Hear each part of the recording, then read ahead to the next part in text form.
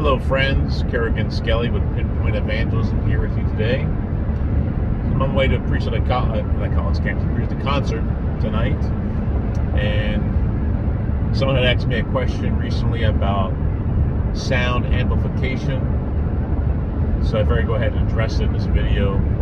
Won't take too long. So I've preached at hundreds of different venues, whether it's concerts, sporting events, college campuses, street corners, bar and club areas, beaches. And when it comes to amplification, it's going to be different everywhere you go, not just by event, but also by location.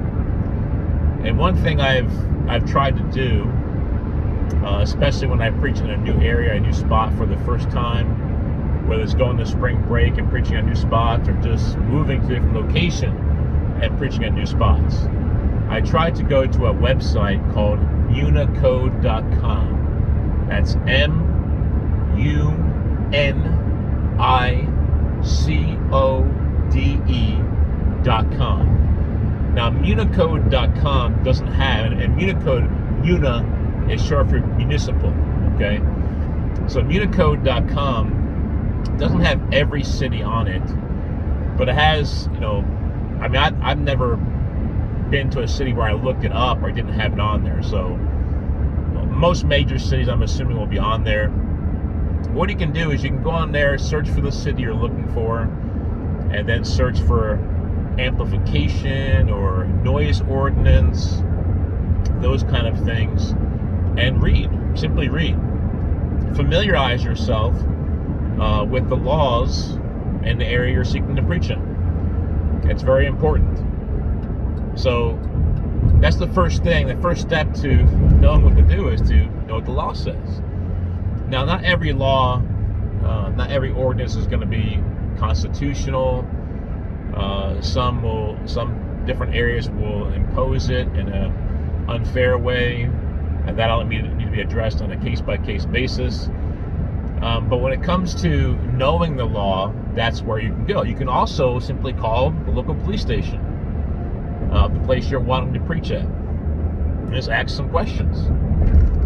If I want to preach at such and such a place and exercise my freedom of religion and freedom of speech, and I want to use amplification, what are your laws? What are your ordinances? And just ask questions, and hopefully you'll get answers. Of course, another way to figure it out is just to go wherever you want to preach, use amplification, and see what happens. You'll surely find out the answer that way. Of course, it might not turn out the way you want it to, but you'll find out the answer. Now, there's lots of places I preach currently, and it's all different. In Atlanta, Georgia, I need no amplification permit at all. I preach there with amplification all the time, and never really had a problem.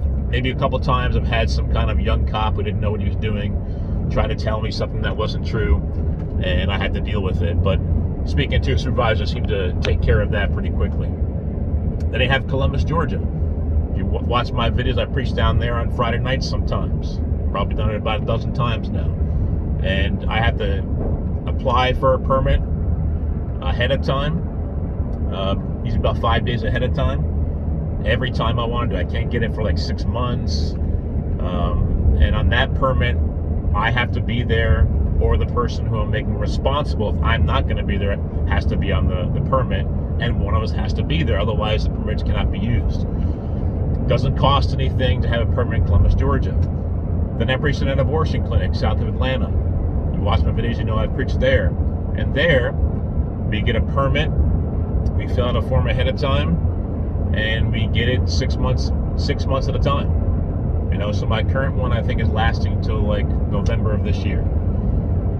So and that's what we do with that. And then college campuses. Most college campuses won't even allow amplification. And to be quite honest, most times you don't need amplification. But some will allow it. Like the University of Georgia in Athens, Georgia, they allow it, and I put it on the permit when I filed the reservation request for the free speech area, and there's no problem. And then you have like LaGrange, Georgia. It's a smaller town, less than 40,000 people, I think, and there's literally nothing on the books. we preach near the bar and club area, and they're blasting their music. And so we've talked to the city manager and different people who make decisions there, and they basically gave us permission to use amplification there. And we do it from I think from 10 to 12 on Friday nights sometimes. And for the most part, it hasn't been a problem. But they did say, well, if they ask you, if the cops ask you to turn it down, you got to turn it down. If they ask you to leave, you have to leave. And so it's kind of very subjective. But it's been pretty good so far. We haven't really had that many problems, and so we just kind of deal with it. It may come down to, I hope it doesn't, but it may come down eventually. We'll have to go and talk to them at some kind of city meeting and try to get something on the books. But one thing there's a few things I would encourage you in, okay, no matter what the situation is to not make the cops your enemies. Okay, now I know, I've been doing this for a long time now. I know there's some cops who are not good cops. I think most cops, if they're giving us problems, they're usually ignorant. Okay, but for the most part, I'd say 75%, 80% of cops never don't give me problems, and the ones that do want to give me problems over and over again. But so most cops don't give problems. Don't make the cops your enemy. Try to be cordial with them and try to work with them as much as you can. If they ask you to turn it down, say, yeah, I'm willing to turn it down, and turn it down. I'm thankful to use amplification at all, because it helps to save my voice. I can go for a longer period. I can go forever without amplification. With amplification, I mean. Without amplification, I can probably go for 2 or 3 hours, maybe 4 hours, depending upon how much I'm straining my voice and the acoustics in the area. So work with the cops. Don't automatically threaten lawsuits or legal action. You're going to call your lawyer. Don't do those kind of things unless absolutely necessary. So if you know your rights, you look into what the laws are in the area, work with the cops. Most times you won't have problems. Most times. So that's some advice I would give you. And then once you figure out what the policy is, seek to go along with it. I mean, even though the abortion clinic one, I pay $10. It's the first time I think I've ever, in my street preaching life, last 18, 19 years or whatever it's been, that I've ever paid for amplification. I pay $10 every 6 months. So it's different everywhere you go.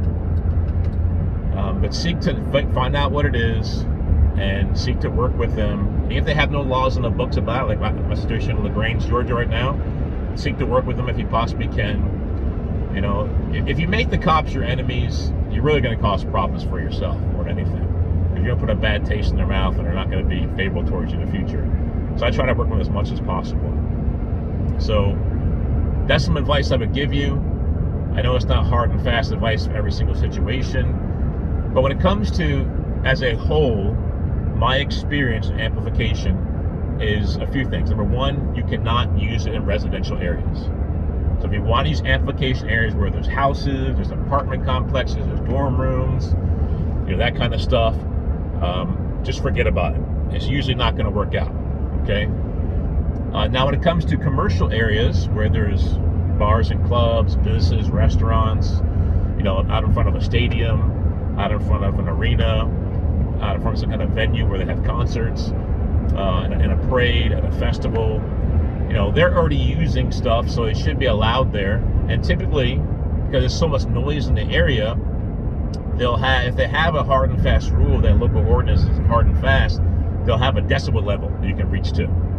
And a lot of times they'll say, well, if the ambient noise is at this decibel level, what you're doing can only raise it this much. And that's generally speaking what I've experienced as I've gone from place to place throughout the years preaching the Word of God.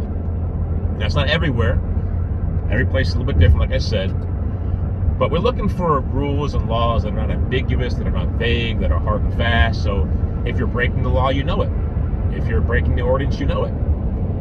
And worst case situation, if they tell you, if they're being unlawful towards you, well, you have to decide, preferably beforehand in prayer, you have to decide whether you're willing to have problems with them or not. Get cited, get a citation, get arrested, whatever it may be. You have to decide that ahead of time. That's my preference. But that way you're not deciding in the flesh in the moment.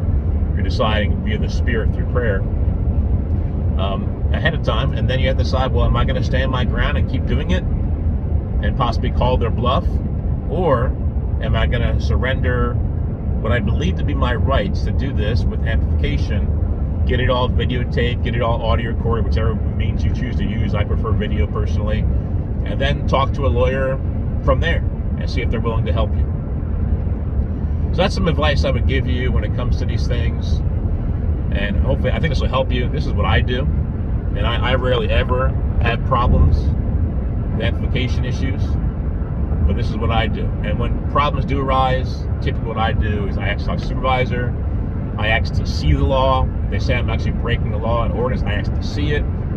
I'll look at it. I'll read it through myself and try with the knowledge I have to figure out if what they're saying to me is actually true or not. If it's not, I'll reason with them some more and go from there. So hopefully this will help you. God bless you. Let me know if you have any questions in the comment section.